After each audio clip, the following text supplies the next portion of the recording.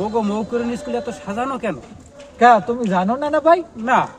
12-13 তারিখ ফেব্রুয়ারি মাসের মৌকন স্কুলে বার্ষিক সাংস্কৃতিক অনুষ্ঠান অনুষ্ঠিত হইবে। আমার ছাড়া স্পোর্টস কেমন হইবে না ভাই? আমি তো কোন দাওয়াত পাইলাম না। কেন তুমি দাওয়াত পাও না? সবাই তো জানে যে 12-13 তারিখ স্পোর্টস হইবে।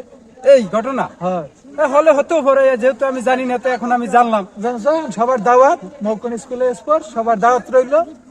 12-13 সবাই আইসা অনুষ্ঠান দেখবেন এবং সবাইকে উৎসাহ দিবেন। মনুরা, এইটা হইল স্কুলে ঢোকার মেইন ফটক। ওমর সোবাহান আল্লাহ, কি দেখলাম, চোখ মুখ দিয়ে আন্ধারে দিয়ে গেছে। লাল নীল বাহারি রঙের আলো জ্বলতে আছে।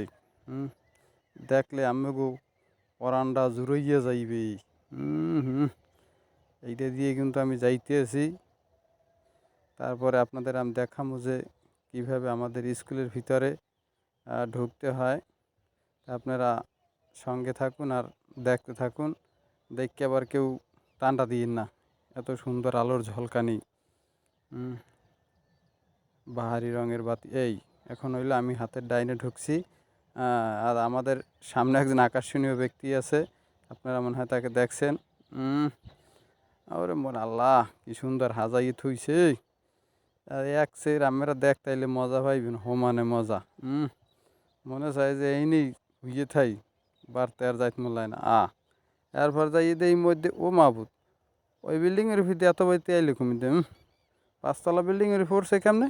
ওরে মোর সোবাহান আল্লাহ, এক দে আজ এই উমারে দি একই এটা আবার আইলে কমিতে। এ বাতি দিয়ে এবার একটু ছোটই গেলে ও না বাইরে হ্যাকা। আরে খাইছে রে হুগে স্পোর্টস জানি কত দূর মজা। এবার বলে কি বিশেষ আকর্ষণ আছে, আবার বলে একটা নাটক